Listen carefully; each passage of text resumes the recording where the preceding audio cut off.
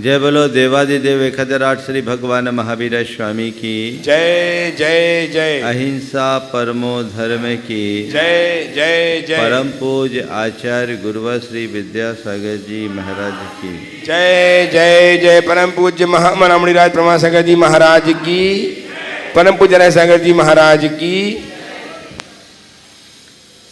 हमारे जीवन में एक विशिष्ट गुण है कृतज्ञता। कृतज्ञता का मतलब है जीवन में यदि किसी ने किसी भी प्रकार का उपकार किया है तो उसके उपकारों को स्मरण में रखते हुए उसका आभारी बने रहना। कृतज्ञता एक गुण है और इसके विरुद्ध कृतघ्नता एक दोष। किए हुए उपकारों को मानना कृतज्ञता है और उपकारों को न मानना कृतघ्नता। हम लोग रोज़ मेरी भावना में कहते हैं, हूँ नहीं कृतघ्न कभी मैं, द्रोह न मेरे उर आवे। मेरे हृदय में कभी कृतघ्नता जैसा दोष न आए। ये एक बड़ा गुण है जो हर मनुष्य के अंदर होना चाहिए। आज के समय में पश्चिम में ये बात बहुत तेज़ी से आती है, ग्रेटिट्यूड और ग्रेटफुलनेस से जुड़े रहने के लिए। हमारी संस्कृति में तो ये बहुत पुरातन काल से कहा जाता रहा। और इतना ही नहीं, कृतज्ञता को गुण निरूपित करते हुए कृतघ्नता को सबसे बड़ा पाप बताकर कहा है कि और सब पापों का प्रायश्चित तो फिर भी संभव है, पर अभागे कृतघ्न का कभी उद्धार नहीं होगा। और सब पापों का तो प्रायश्चित फिर भी संभव है, पर अभागे कृतघ्नि का कभी उद्धार नहीं होगा। आज बात मैं आप सबसे यही कहूँगा कि हमें कोई ने किसी भी प्रकार का उपकार किया है तो उसके उपकार को याद रखो, ऋणी बनो, ऋण स्मरण के भाव रखो। हम लोग उल्टा करते हैं, हम किसी पर कोई उपकार करें तो जिंदगी भर उसे भुनाते रहते हैं और दूसरों का कितना भी अपकार करे उसे याद नहीं रखते। दूसरा हमारे साथ कितना भी अच्छा करे भुला देते हैं और दूसरा यदि एक थोड़ा सा बुरा व्यवहार किया उसे याद रखते हैं।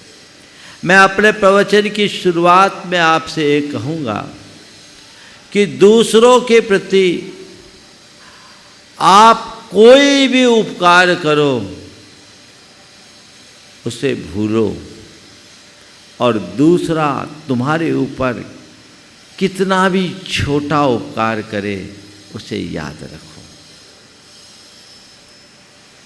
क्योंकि अवसर पर जो उपकार किया जाता है वह देखने में छोटा भले ही हो पर जगत में सबसे भारी है। हमारे लिए किसी ने उपकार किया तो उपकारी के ऋण का स्मरण तो होना ही चाहिए। वो ऋण स्मरण हमेशा होना ही चाहिए, उसे कभी भूलना नहीं।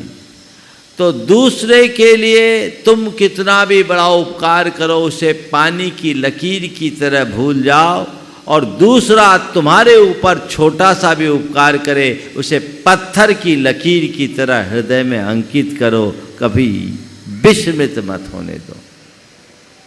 सवाल कृतज्ञता का है। कृतज्ञता के गुणों की चर्चा में जितनी करूं उतना कम है, पर मुझे तय समय में आज अपनी बात पूरी करनी है।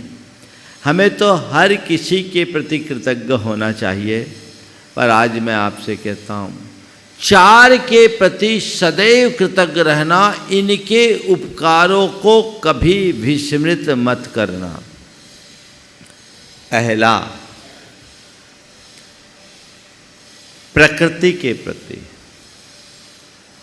दूसरा, जीव का दाता के प्रति, तीसरा जीवन दाता के प्रति, चौथा जीवन निर्माता के प्रति। प्रकृति के प्रति, जीव का दाता के प्रति, जीवन निर्माता के प्रति और जीवन दाता के प्रति, जन्मदाता के प्रति। मतलब प्रकृति के प्रति, जीव का दाता के प्रति जिनके द्वारा हमारा रोजी रोजगार चलता है, जीवन निर्माता गुरु के प्रति और जन्मदाता माँ पिता के उपकारों को कभी विस्मृत मत करना।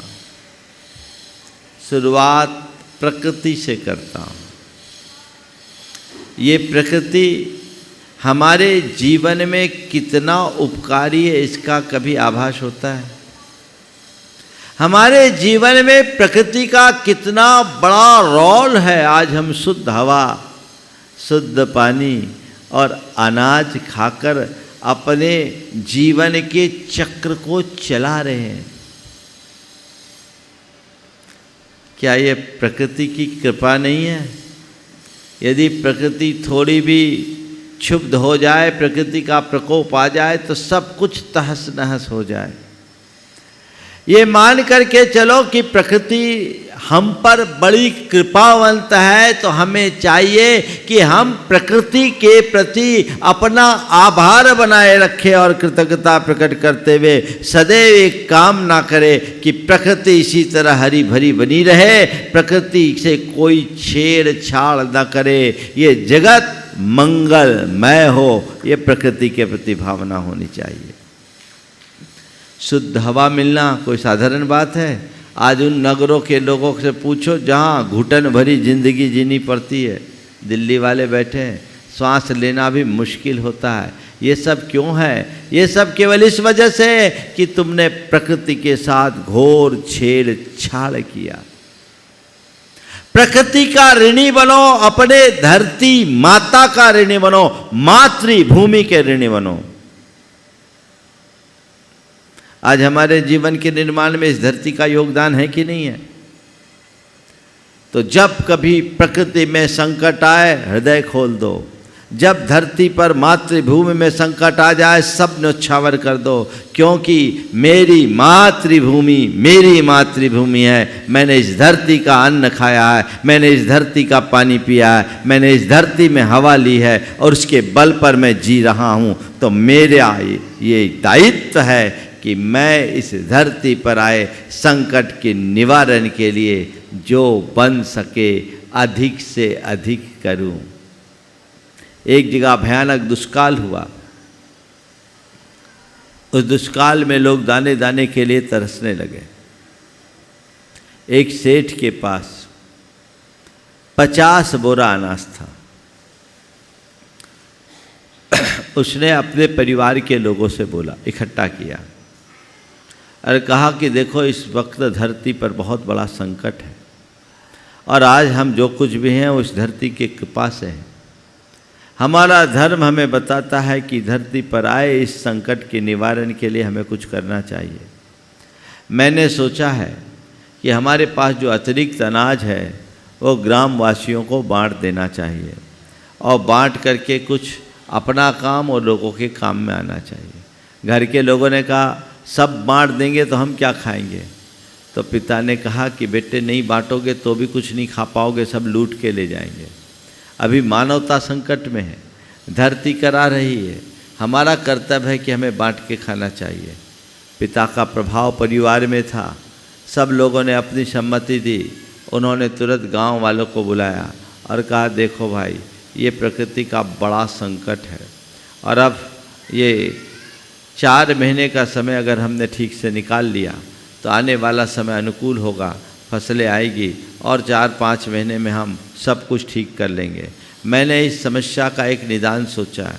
बोले क्या है? बोले मेरे पास 50 बोरा अनाज है, उसमें से 10 बोरा मैं अपने और पूरे गांव के बोने के लिए रख लेता हूँ और 10 बोरा मैं अपने अपने परिवार के लिए रख लेता हूँ, कुटुंब के लिए। शेष 30 बोरा है। इस 30 बोरा अनाज को आप लोग ले जाओ और बांट करके आपस में काम चलाओ। अब देखो जितना भी है हमें इतने में ही काम चलाना है, हमारे पास और कोई व्यवस्था नहीं है। ये धरती माता कर आया हुआ संकट हम सबको मिलजुल करके ही सहना पड़ेगा। लोग उनके प्रति बड़े कृतज्ञ हुए, आभारी हुए और उनने सब ने लेकर के काम चला लिया। सेठ ने कहा मैं अपनी ओर से कुछ नहीं कर रहा हूँ, धरती माता का ऋण चुका रहा हूँ। कितने लोग होते हैं जिनके हृदय में ऐसी उदात्त दृष्टि होती। ये दृष्टि अपने अंदर रखिए। दूसरे क्रम में, जीव का दाता,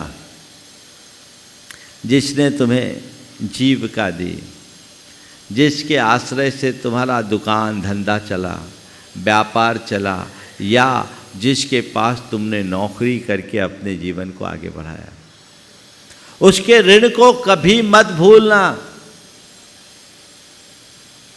लेकिन आजकल उल्टा होता है। जरूरत पड़ने पर किसी से मकान या दुकान की जरूरत हो तो आरजू मिन्नत करके लोग ले लेते हैं और बाद में खाली करने के भी उल्टे पैसे ऐंठते हैं। सामने वाले को जरूरत है, हमारे पास अतिरिक्त व्यवस्था है तो भी छोड़ने की कोशिश नहीं करते, जैसे उनकी बाबूजी की संपत्ति हो। ये घोर अनैतिक कर्म है। मेरे संपर्क में एक सज्जन है, देखो उदात्त दृष्टि कैसी होनी चाहिए। नाम ही ले लेता हूँ, इसी कोडरमा के सुशील जी छाबड़ा के पिताजी, उनकी एक गद्दी थी, उनने किराए से लिया, गिर पड़े, वो बिस्तर पर आ गए, चलना फिरना मुश्किल हो गया।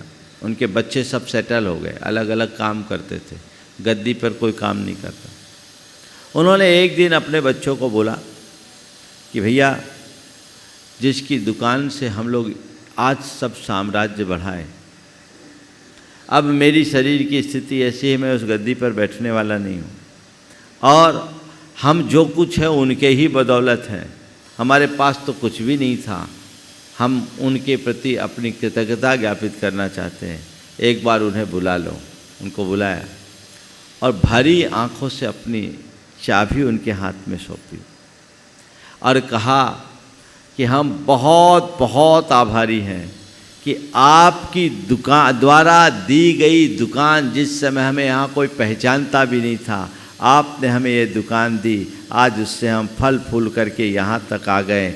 हम किन शब्दों में आभार व्यक्त करें। हमारे बच्चे सब अपना अपना काम कर रहे हैं, हमें उस दुकान की ज़रूरत नहीं है। ये आप चाबी लीजिए और ये किराया और इतना हम अतिरिक्त आपको देना चाहते हैं। हम कुछ नहीं कर रहे हैं, बस आप हमारे ऋण को थोड़ा कम कर दीजिए। सामने वाला भी अभिभूत हो गया।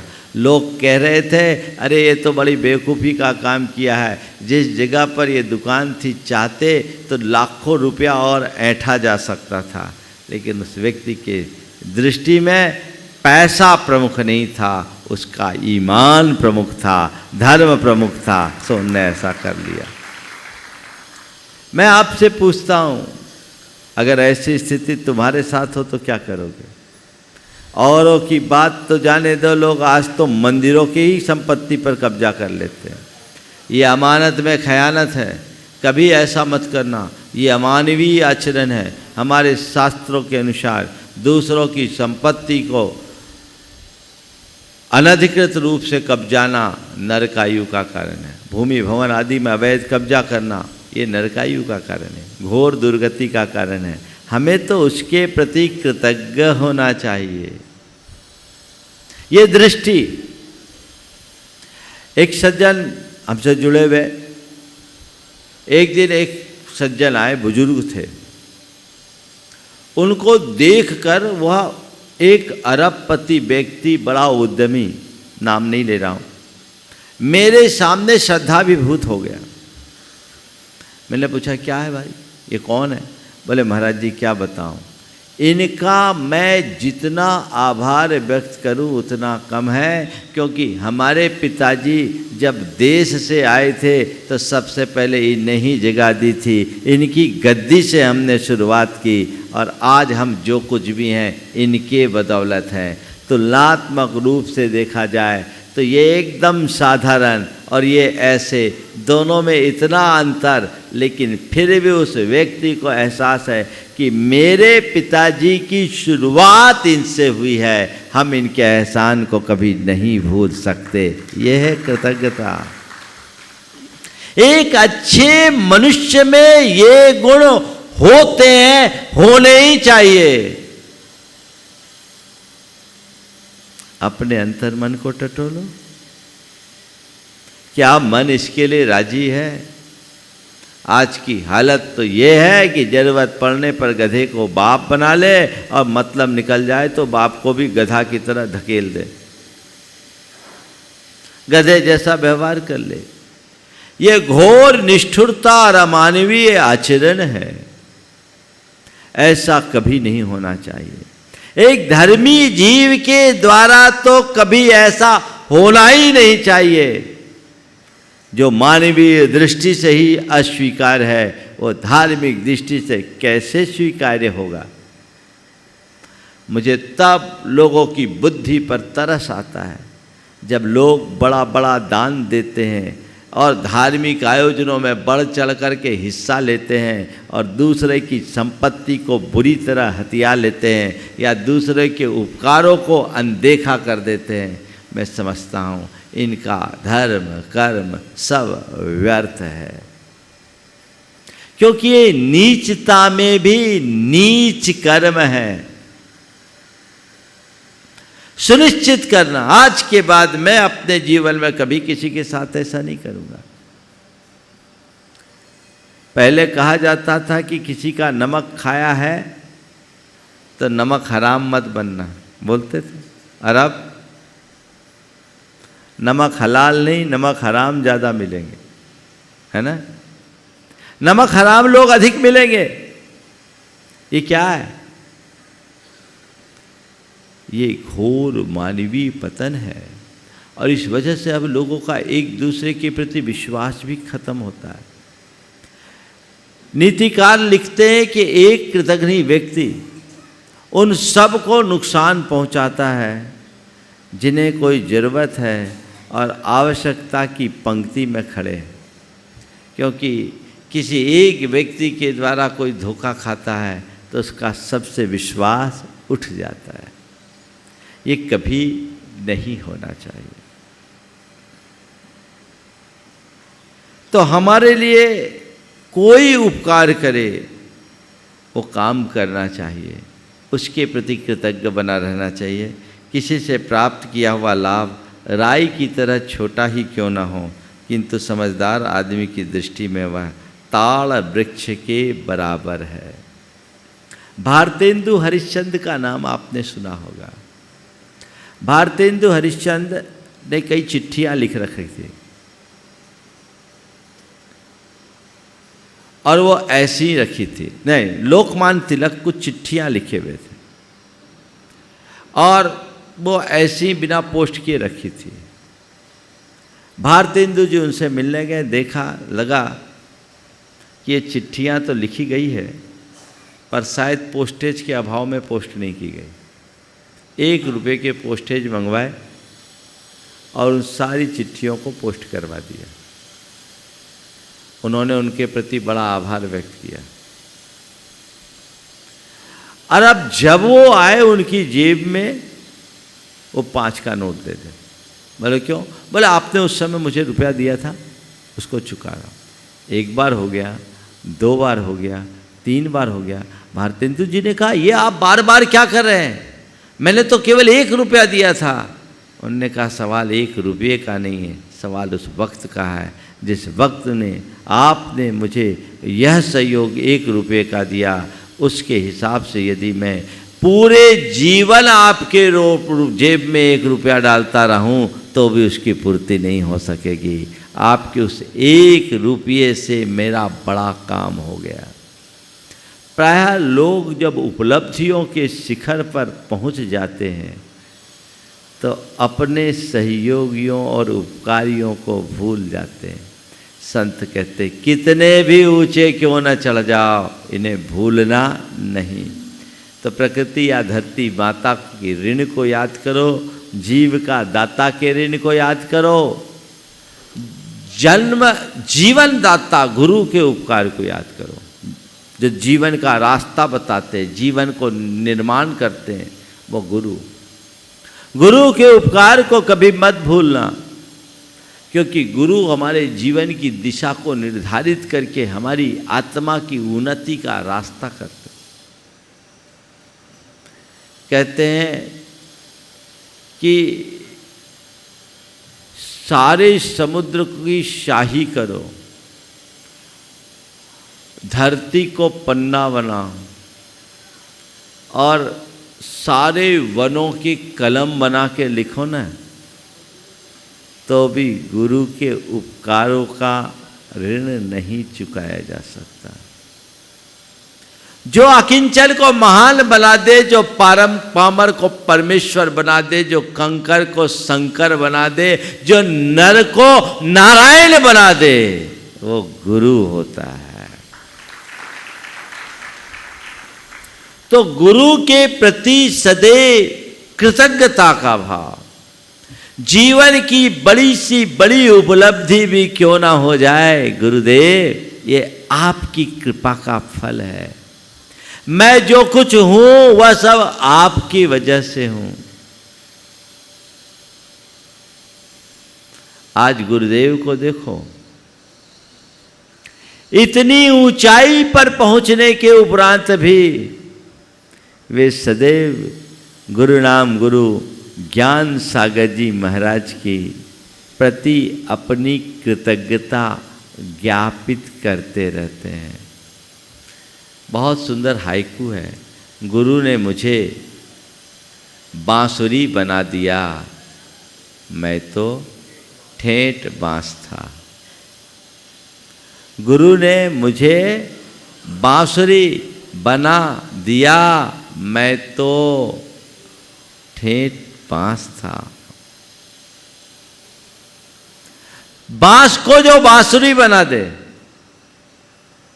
किसकी कृपा? ये उद्गार कोई साधारण उद्गार नहीं है, ये कृतज्ञता से प्रेरित हृदय के उद्गार है। तुम गुरु से सब कुछ चाहते हो, पर कभी गुरु के प्रति कृतज्ञ होते हो?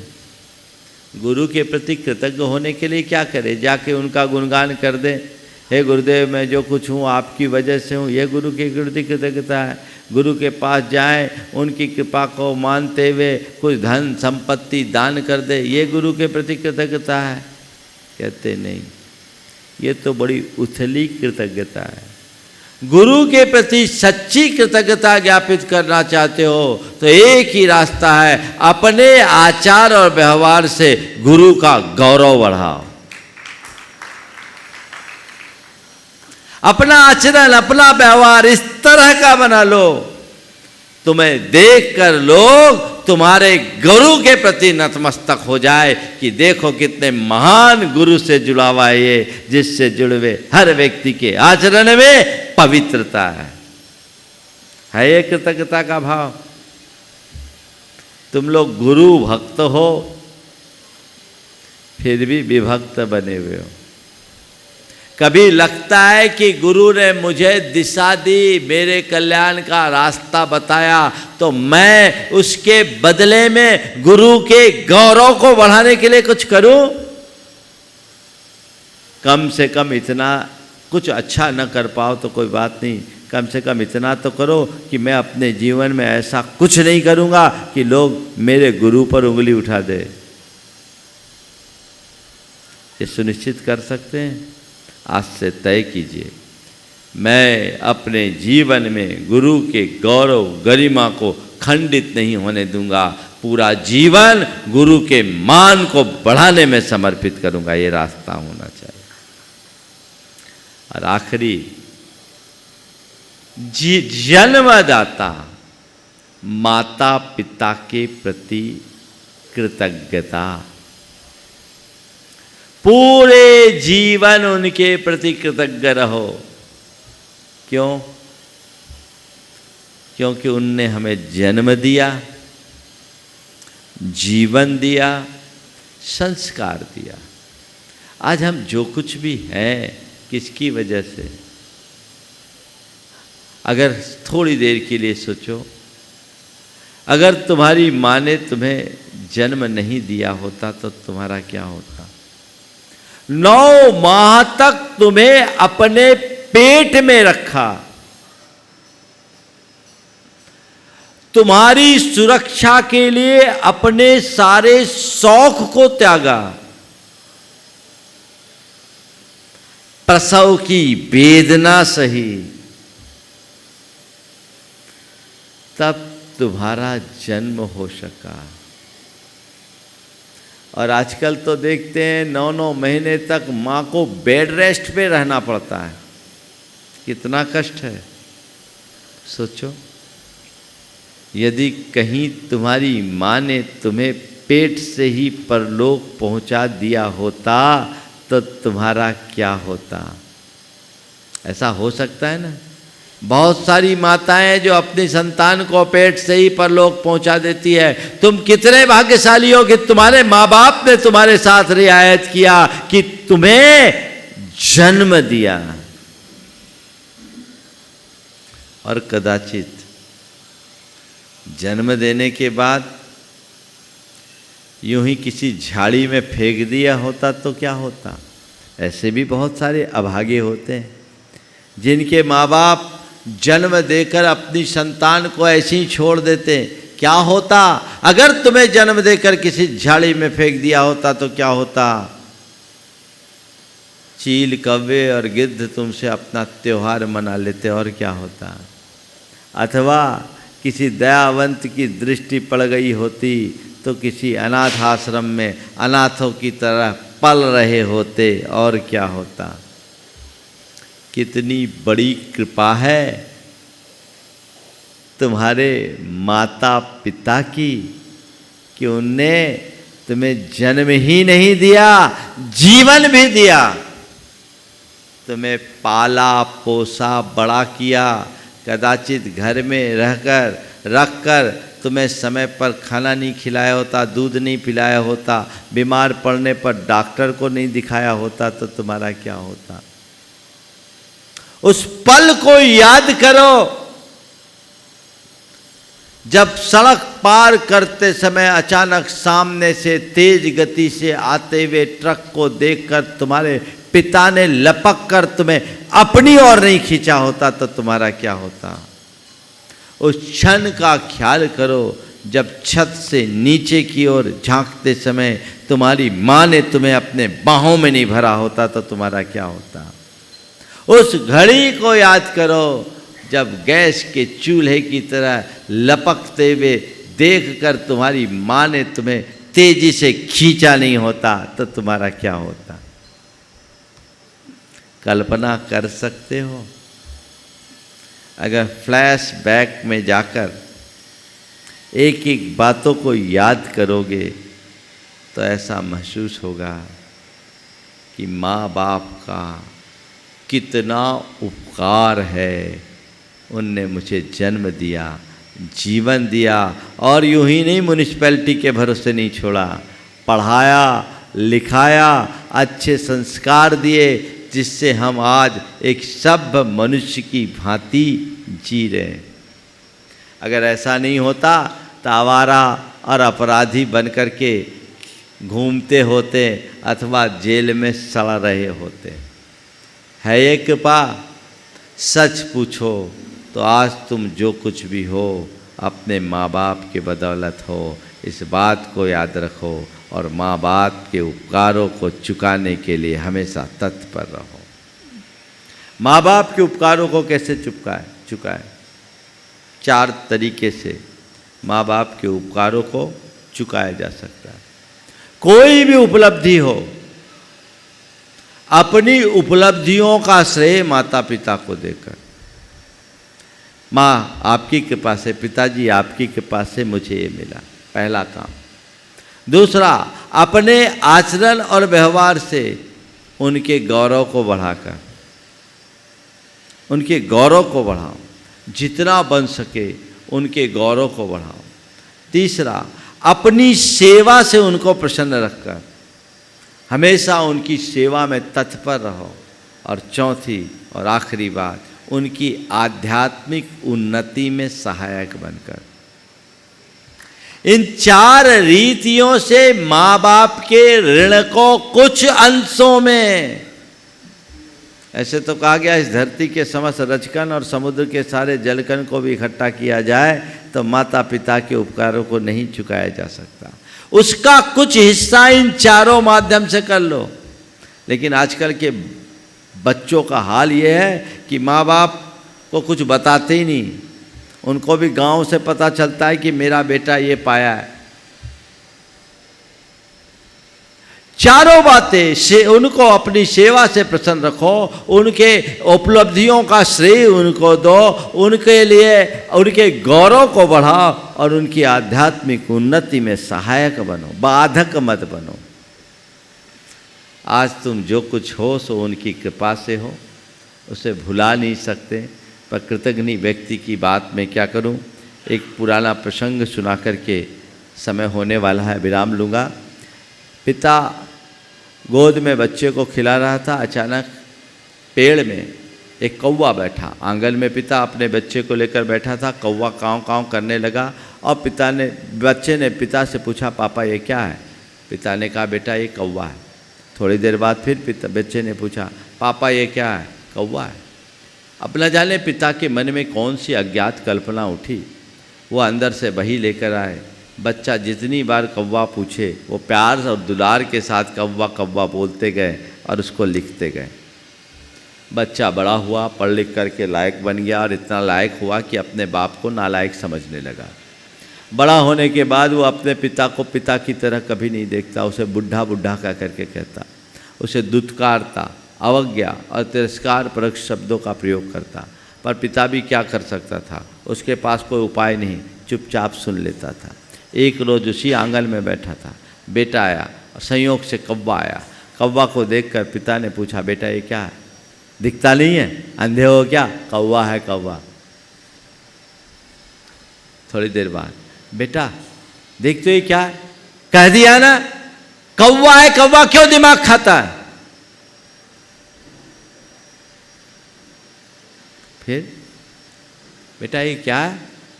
लगता है अब तो ये पूरा पागल ही हो गया, पागल खाना में भेजना पड़ेगा, लगता है पूरा दिमाग में कूड़ा भर गया। कह रहा ना कौवा है कौवा। ठीक है बेटा, थोड़ा अमुक दिन का बही लेकर आना। बही लेकर आए, ले किसी का कुछ लेना देना है तो बता, फालतू दिमाग मत चाट। अब डांटा तो दिमाग ठिकाने आया, बता क्या किसका हिसाब है?